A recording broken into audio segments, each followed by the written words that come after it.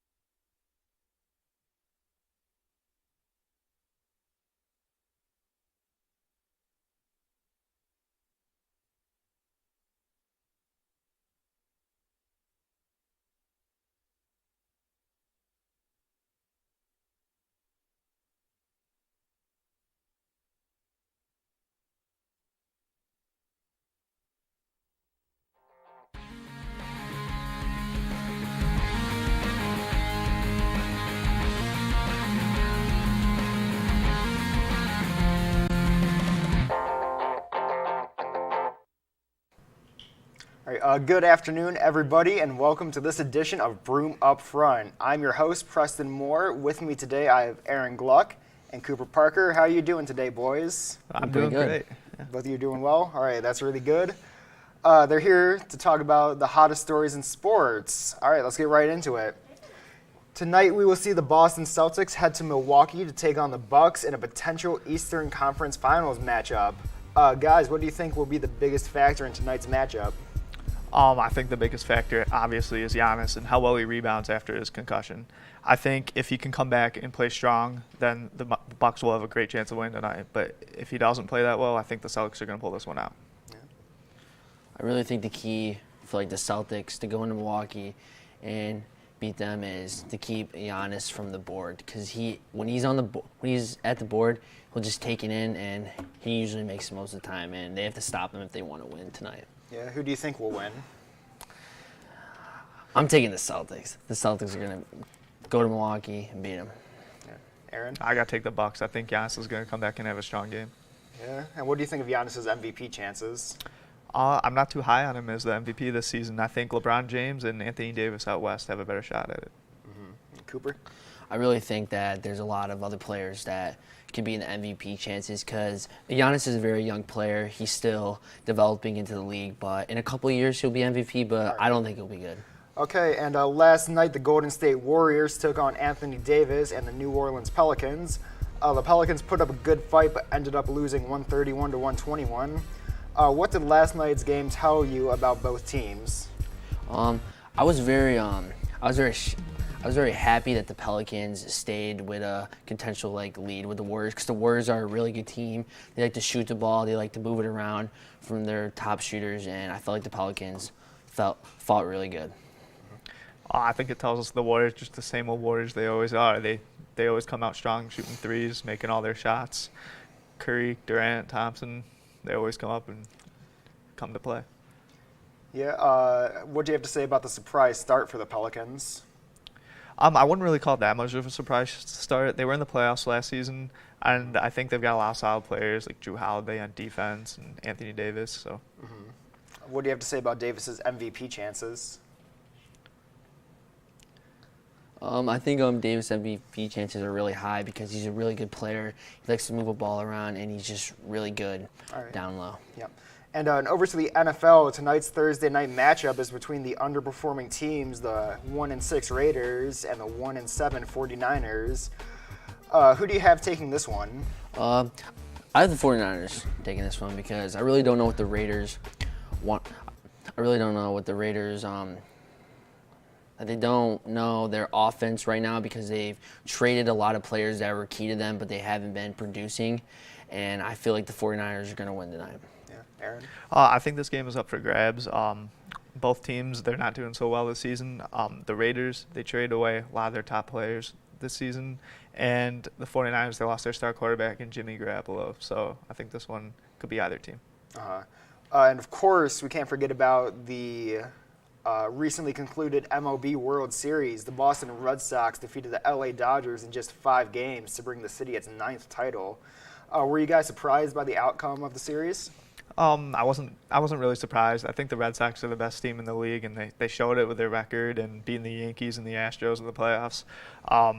They've got a great pitching staff all the way from Price to Porcello, and I think that's the reason they pulled it out. Their strong pitching deep into games. I really thought when the Red Sox took that big lead against the Dodgers, I really thought that the Red Sox were just going to win the whole thing because they have the offense to produce and they have the pitching to lead them to win the World Series. Yeah. What was your biggest surprise about the game? Biggest surprise was Steve Pearce. He got traded halfway through the season. He was on the Blue Jays, and he won the MVP for the World Series. And I think he was the key factor for them because he was always in the clutch moments that the Red Sox needed to win the game, and they pulled it off, and then that's why they're World Series champions. And what do you have to say about that, Aaron? I agree with Cooper. Steve Pearce was a great part of how the Red Sox won the World Series, but I also think you have to give credit to their bullpen. Their bullpen was rocky through the playoffs, but in the World Series, they really came to play. Joe Kelly and Nate Eovaldi, they came up and they played real strong. All right, thank you very much. That's all the time we have for now. We'll be right back after this break. Last week, in Wales 203B, Professor Bongiorno held a Skype conference call with former Ithaca College professor Jeff Cohen. The entire conference call was done with a camera and a speaker, allowing everyone in the room to be visible and ask questions. Well, in the Intro to Mass Media class, we've been studying really an overview of what's going on in the mass media today. And we video conference with Jeff Cohen. He's a former professor at Ithaca College. He was a founder of a group, a kind of media watchdog group called Fairness and Accuracy in Reporting, and also was one of the founding directors of the Park Center for Independent Media at Ithaca College.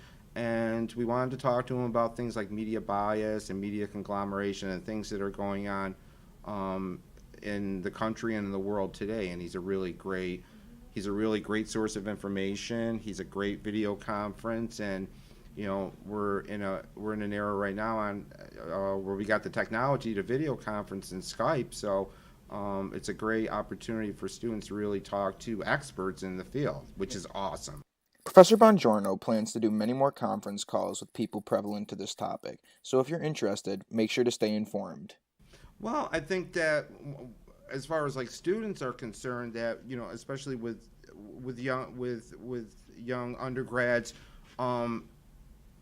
you're going to inherit the world, and you need to be informed as to the way things are going, and to get experts who can relate, and who you can interact with. I think it serves a couple different purposes. One, for aspiring journalists and people that are aspiring to meet.